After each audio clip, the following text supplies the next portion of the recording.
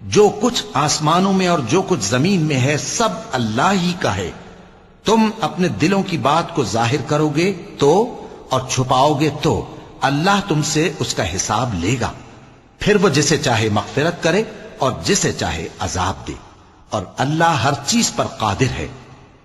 رسول اللہ صلی اللہ علیہ وآلہ وسلم اس کتاب پر جو ان کے پروردگار کی طرف سے ان پر نازل ہوئی ایمان رکھتے ہیں، اور مومن بھی سب اللہ پر اور اس کے فرشتوں پر اور اس کی کتابوں پر اور اس کے پیغمبروں پر ایمان رکھتے ہیں، اور کہتے ہیں کہ ہم اس کے پیغمبروں سے کسی میں کچھ فرق نہیں کرتے. اور وہ اللہ سے عرض کرتے ہیں کہ ہم نے تیرا حکم سنا اور قبول کیا.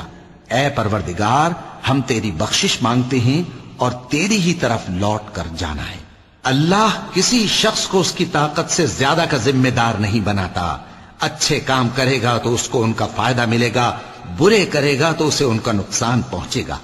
اے پروردگار، اگر ہم سے بھول یا چوک ہو گئی ہو تو ہم سے مواخذہ نہ کیجو.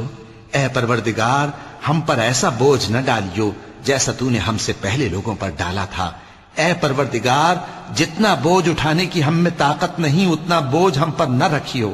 اور اے پروردگار، ہمارے گناہوں سے درگزر کر اور ہمیں بخش دے اور ہم پر رحم فرما. تو ہی ہمارا مددگار ہے، سو ہم کو کافروں پر غالب کر.